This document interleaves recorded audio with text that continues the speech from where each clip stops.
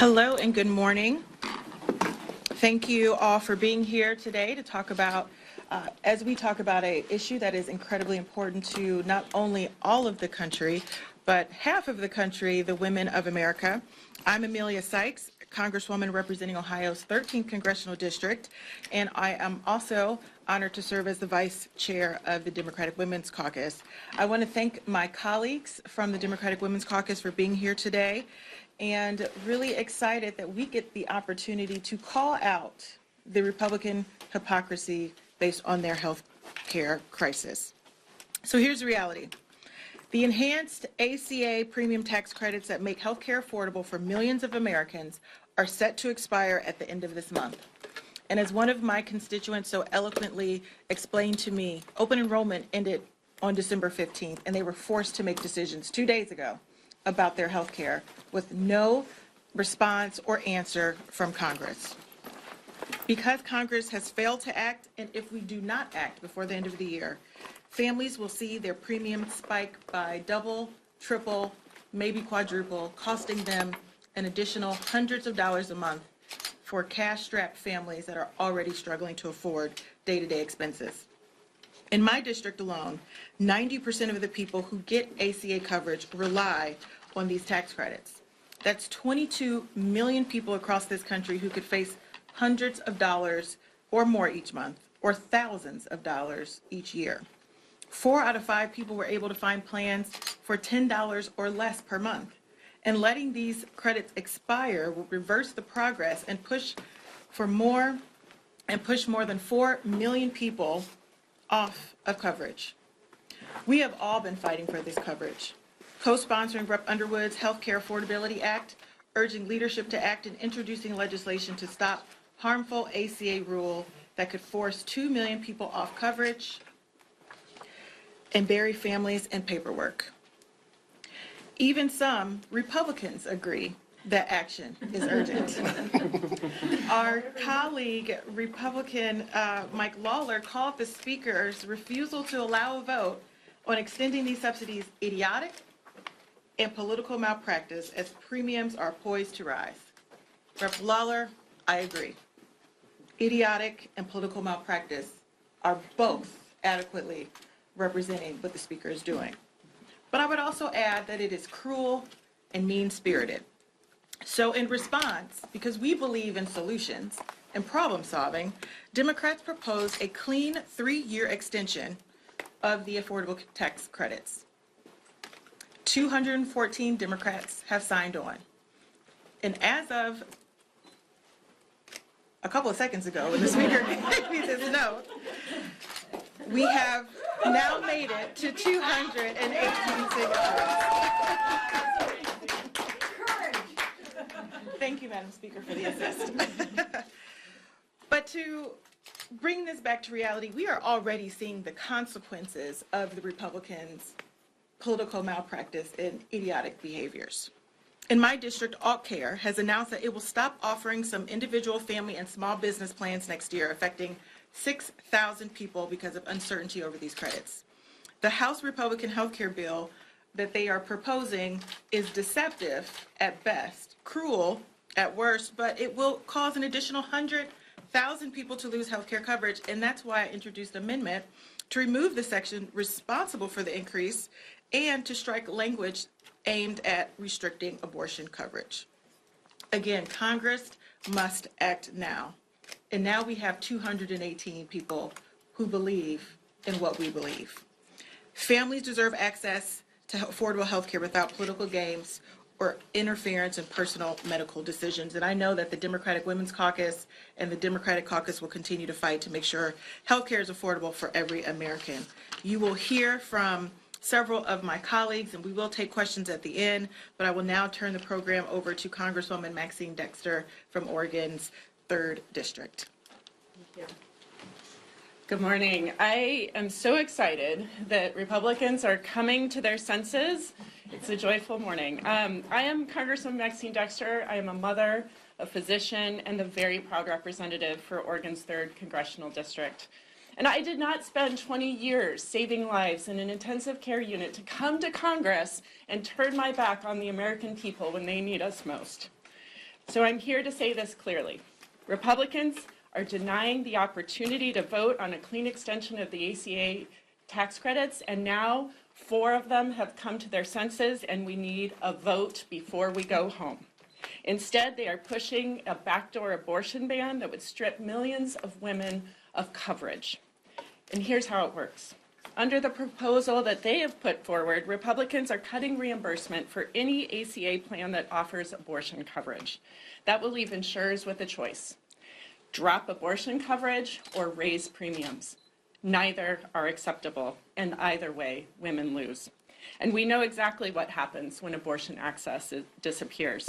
In states with abortion bans, there have already been hundreds of excess infant deaths, dozens of pregnancy-related deaths, and a 50% increase in sepsis among women who lost pregnancies.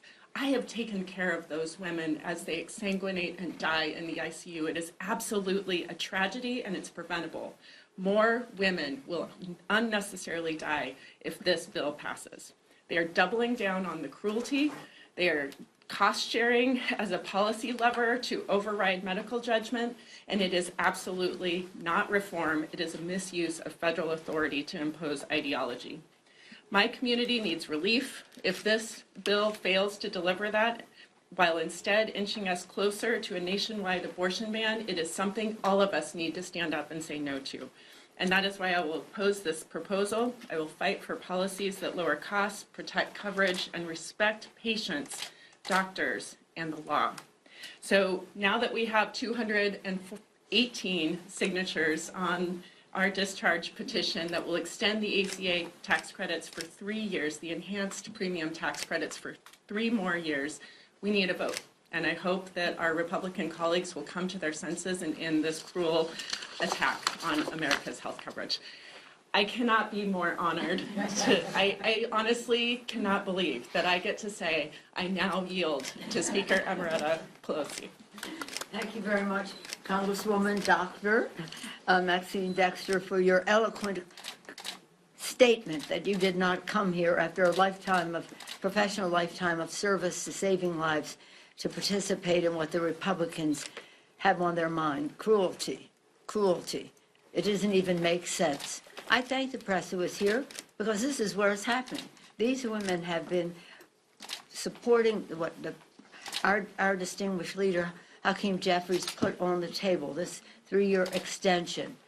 But it took a lot of, shall we say, mobilization on the floor of the House, and I thank so much the distinguished chair of the Women's Caucus, Teresa Leger Fernandez, and Vice Chair Amelia Sykes for bringing us together to point out that each and every one of them on the floor of the Republicans are putting forth legislation that doesn't even make sense, much less have any sense of values to it. It's very harmful. They're going at it again. They did this before, and now they're doing it again. This time they're calling it reform and reduce. Reform and reduce what? The care that people can give to their children. So our colleagues have very eloquently pointed out what is at risk, what is at stake here. But to enlarge the issue for a moment, just to know that families that have had to declare bankruptcy have largely done that because of healthcare cost. This makes matters worse for them if they do not extend these. Now, again, as someone had something to do with the Affordable Care Act, but more importantly, as a mother of 5 children in 6 years and 7 days, we know what we're talking about when we talk about maternal health here. Perhaps our colleagues on the floor have either ignored that or don't care about that. And now we have the 218 votes. And now it's up to the Speaker to follow the rules of the House and not abandon us on the time frame. We want it now. We want it, and we want it now. We want it now. Again, this is as women will lose access to essential services, working families will lose financial security, and again, parents will be one diagnosis away from possible bankruptcy. But more important than that, the confidence they have that they can provide for their children, for their families. This comes right down to the kitchen table of America's working families. We hear you there. You want to talk about affordability. Affordability of health care is really one of the main issues that is so upsetting to America's families. We have an answer. We have the votes. Bring it to the floor. And thank you to the Women's Caucus for their leadership on this, and with respect to our distinguished leader, Mr. Hakeem Jeffries, for bringing that important discharge petition. Now, just for the public knows, when there's a discharge petition and you get 218 votes, which is the majority of the House Democrats, then the bill comes to the floor. We want no obstacles. We want action. Now it's my pleasure to yield to a fighter for women's maternal health and health care in general for all, come from a state that has been in the lead in health care. We learned a lot from Hawaii, and we're very honored to serve with Joyce Takuda, whom I'm happy to yield to. All right, I'm here. Thank you, Madam Speaker.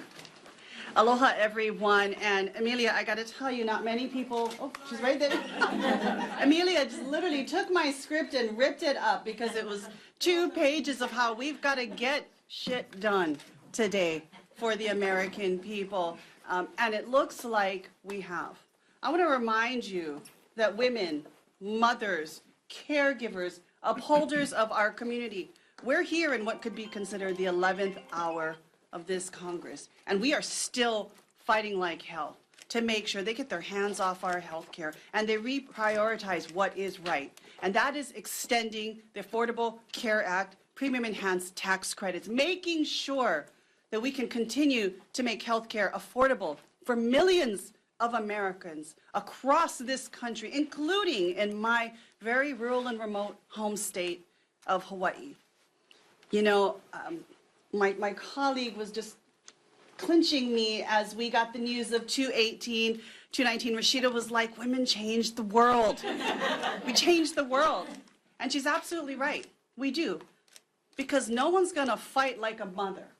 Right. 6 years, 7 days, 5 children. No one's going to fight like a mother to make sure that every child has what they absolutely need, which is access to quality, affordable health care when they need it, wherever they need it, regardless of what zip code they live in, regardless how much money their families have.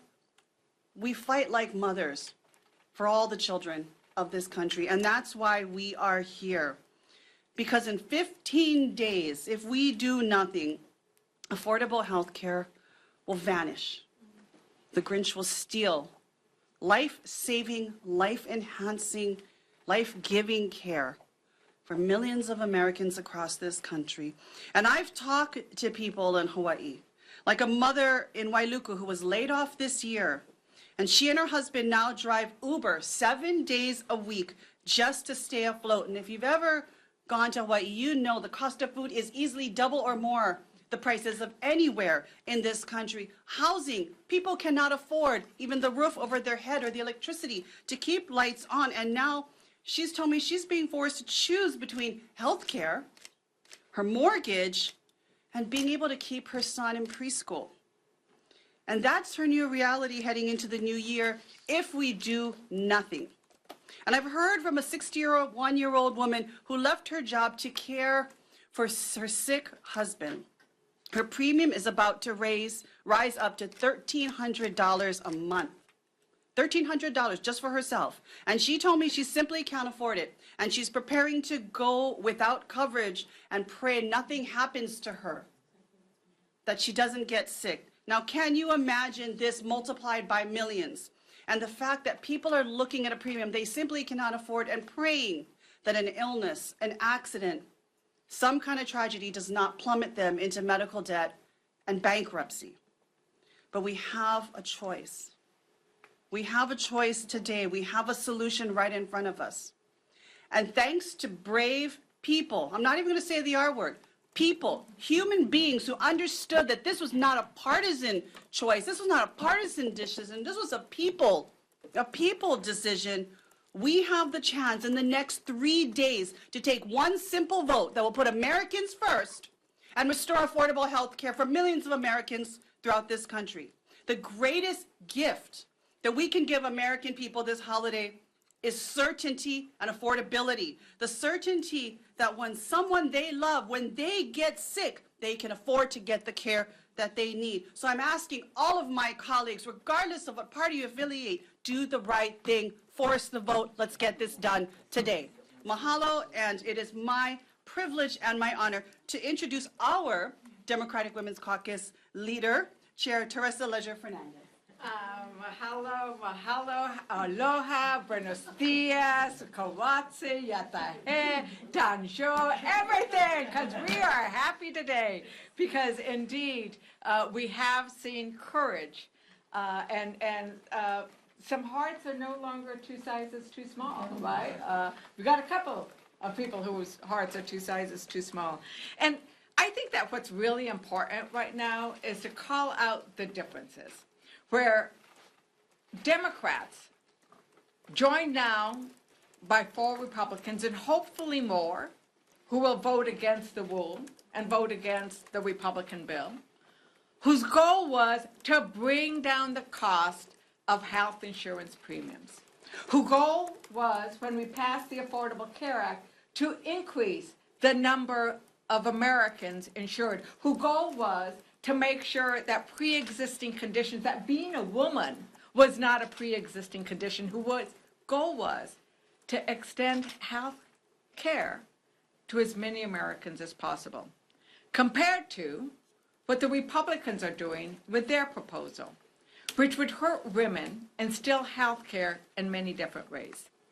Dr. Dexter explained how their bill is a backdoor attempt to restrict abortion. And let me give you another comparison of 2 states. In Texas, Amanda was having a miscarriage. She could not get care because of the abortion restrictions. She had to go into sepsis and almost die. In New Mexico, I also almost died when I was pregnant, because I lived in New Mexico. I could be on the operating table bleeding to death, and I could make decisions about my own health care in consultation with my own doctors, knowing that it would be covered by my health insurance because I lived in New Mexico. What Republicans would do is force their abortion restrictions that they have in Texas to places like New Mexico, because they would restrict our ability to get health insurance. And that is the difference between what Republicans are proposing and what Democrats are proposing. And it's not just with regards to health care. Their junk plans that they propose in their bill are not required to cover maternal or prenatal care, or to take care of the infants. You cannot tell me that you value life if you do not value protecting the life of women and newborns. And it goes on.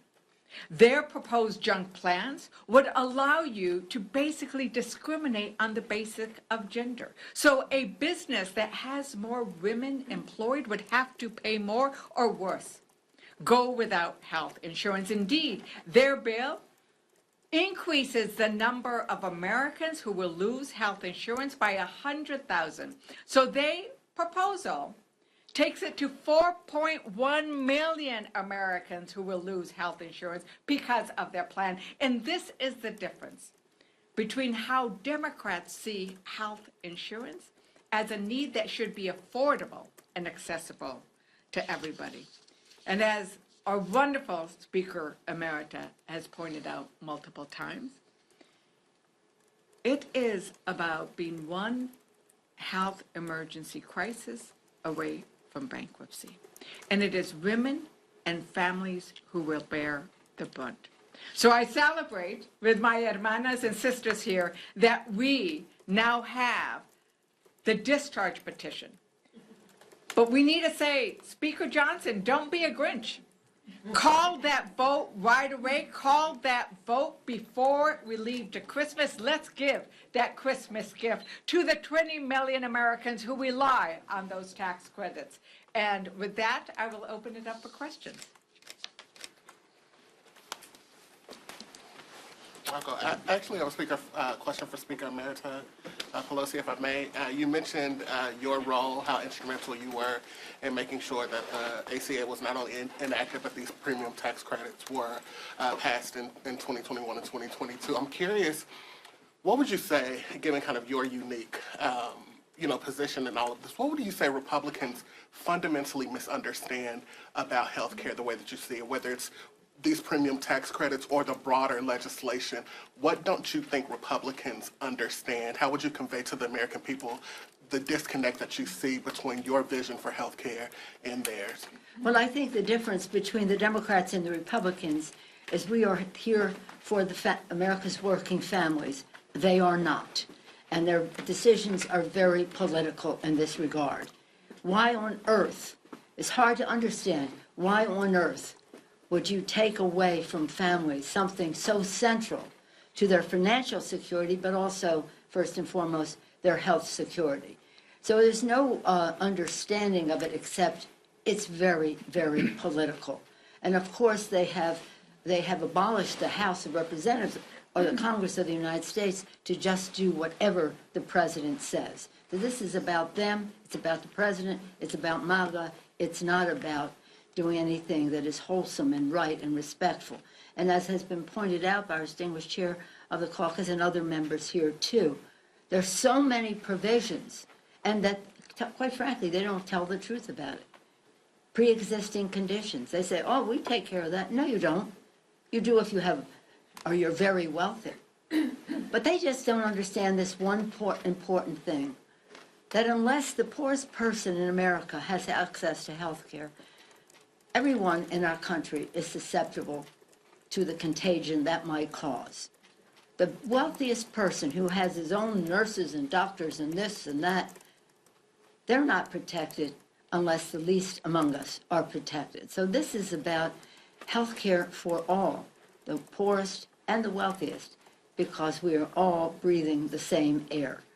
And I can't even possibly share with you what the motivation is with the Republicans, because it is not values-based, it is political, and it is most unfortunate. And we're going to have a majority in the next election, so we can proceed. But hopefully we won't have to correct their mistake. Hopefully the 218 will be even a bigger number, and the Speaker will honor the rules of the House and not the dictate of the White House and bring up that bill. Thank you, Madam Speaker. Thank you. Anyone else have something to say on that? Do you understand the Republican motivation on this? It's horrible. Well, they're always standing. I think that there's a big comparison of what Republicans are always doing, right? Yet last night in the Rules Committee, they kept saying, oh, but it only affects 7% of the American public. That's 20 million people. But when we ask them, why should we extend and make permanent the tax cuts for 700 billionaires, they said, oh, because it's really important.